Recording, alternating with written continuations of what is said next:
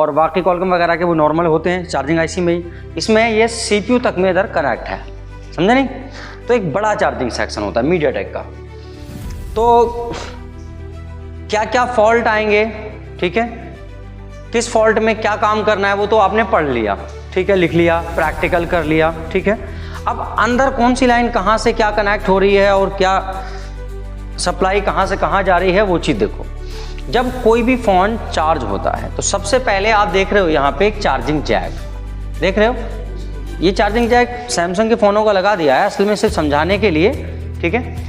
Charging jack से सबसे पहले आप जैसे ही चार्जर लगाते हो तो सबसे पहले 5 वोल्ट निकल के, कितने वोल्ट भाई, USB लाइन पर आपके 5 वोल्ट, ठीक है, 5 वोल्ट से 6.5 वोल्ट तक नॉर्मली रहता है। और ये वोल्ट यहाँ पे OVP के अंदर क्या करता है भाई, इन करता है, ठीक है। आपने ये पढ़ा है कि OVP का काम क्या है कि अगर इधर से कभी एक्स्ट्रा वोल्टेज आता है तो OVP क्या करेगी, एक्स्ट्रा वोल्टेज को ग्राउंड कर देगी और फिक्स वोल्टेज ही आउटपुट में ये बाहर निकालेगी। और वो फिक्स वोल्ट कितना होता है, 5 वोल्ट से 5.5 वोल्ट तक रहता है, ठीक है, ये ऑड करेगी।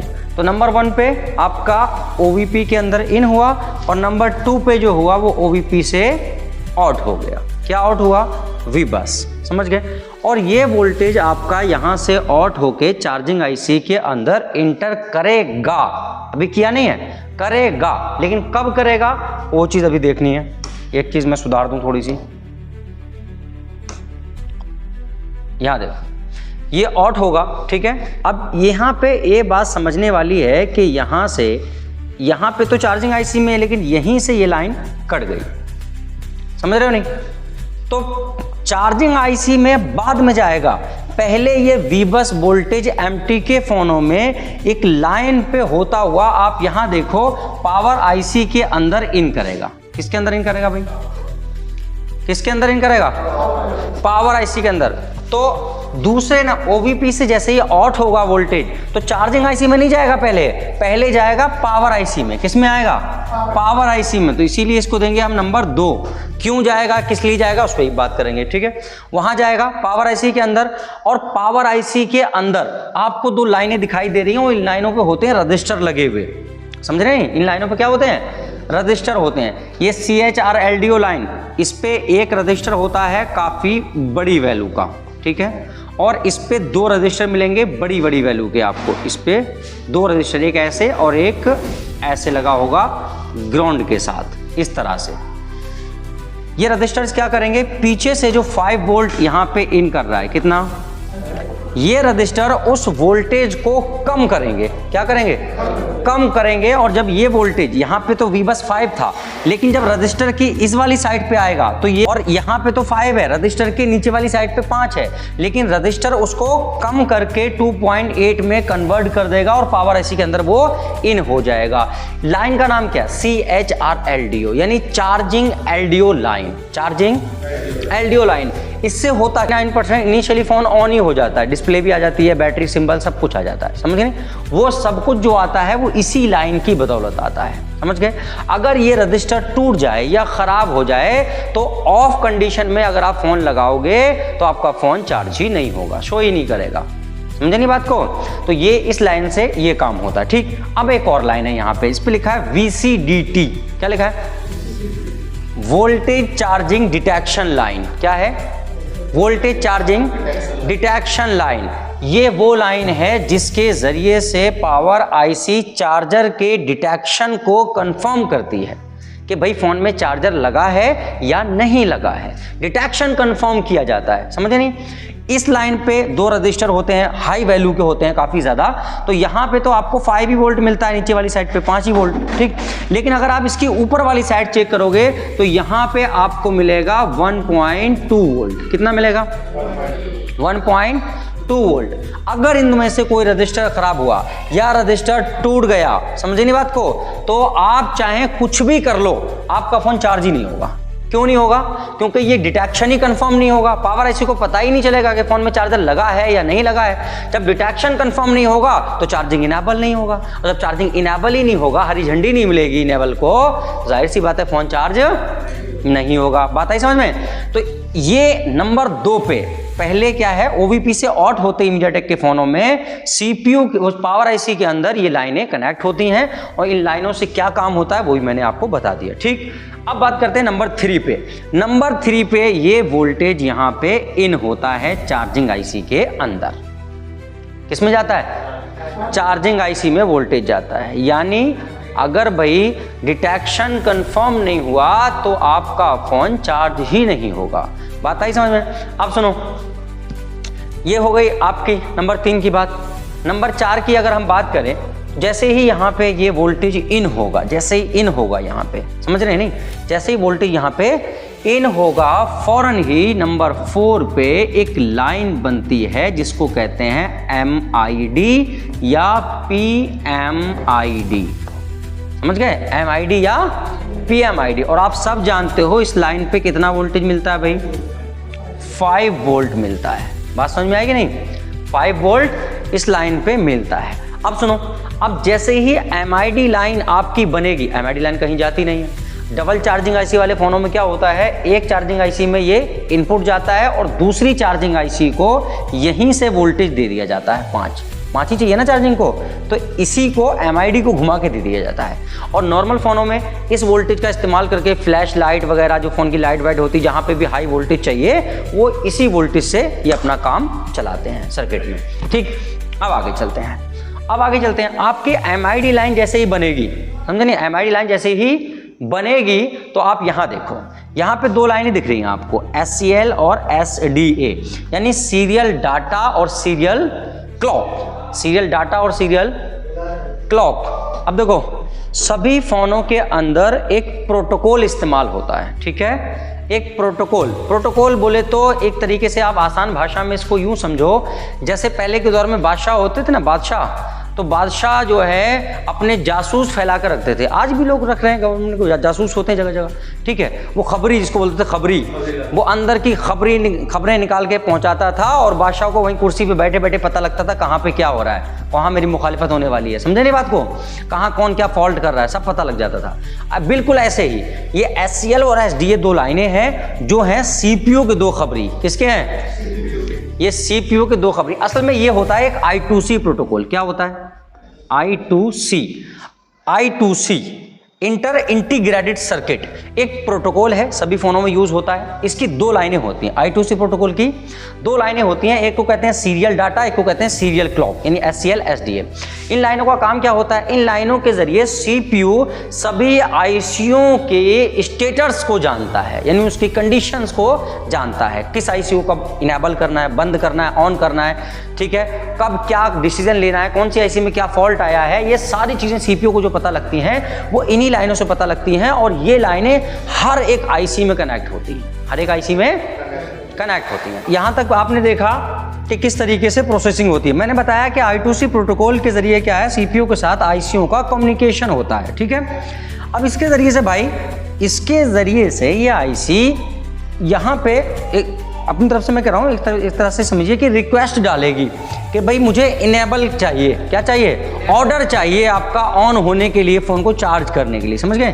तो CPU क्या करेगा, यहाँ से इस चार्जिंग आईसी को इनेबल भेजेगा, CSG इनेबल यानी चार्जिंग इनेबल, समझे नहीं।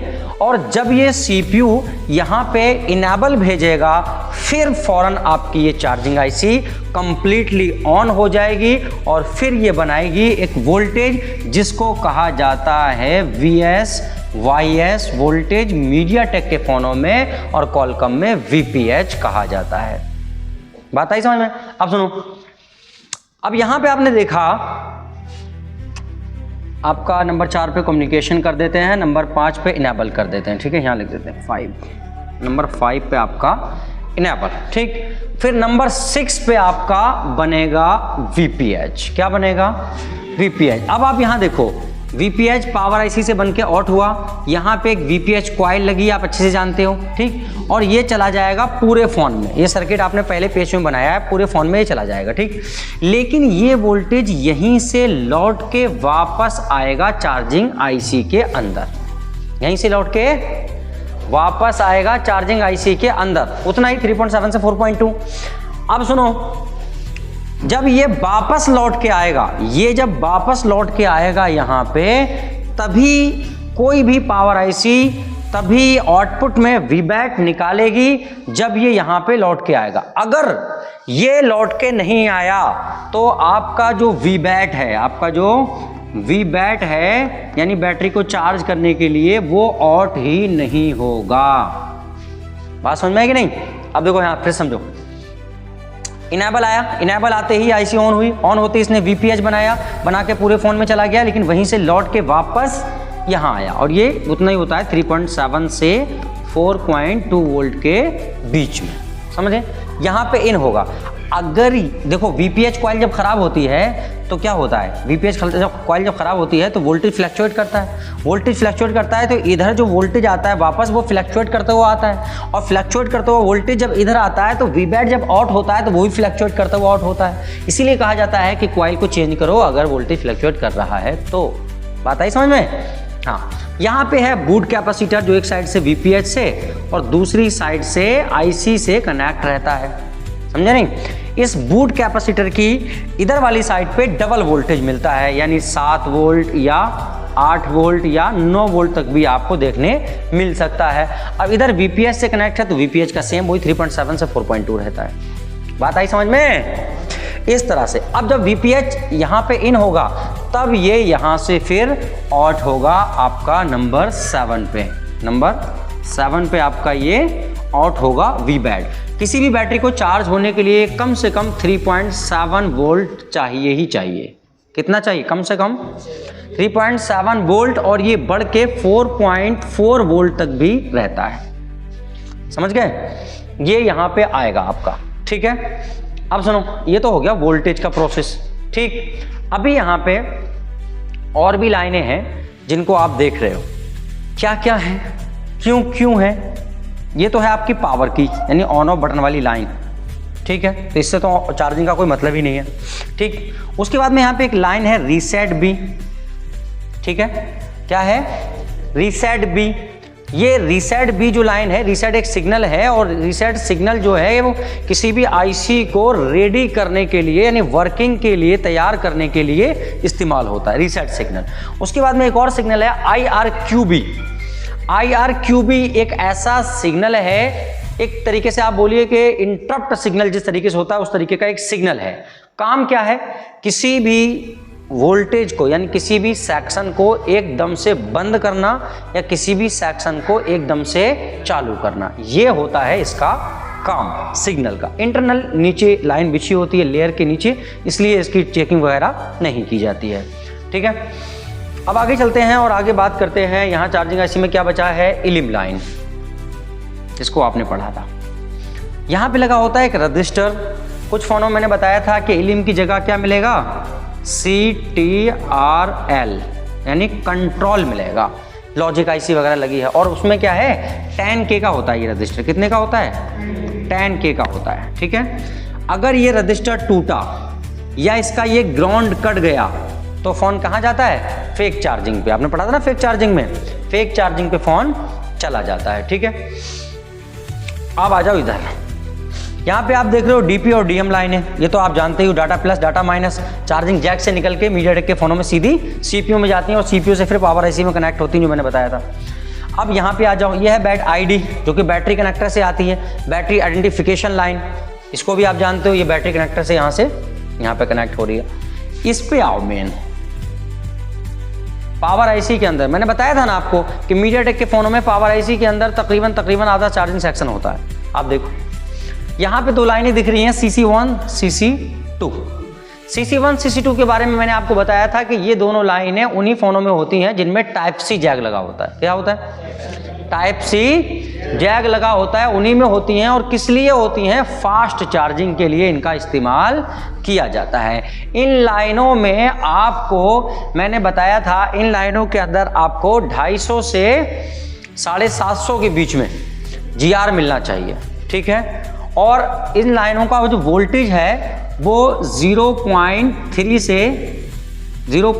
से 3.5 वोल्ट, ऊपर लिख देता हूँ मैं यहाँ पे, 3.5 वोल्ट इसके बीच में रहता है। चार्जर लगाने के बाद मिलेगा क्योंकि चार्जिंग जैक से जाता है ये, ठीक है?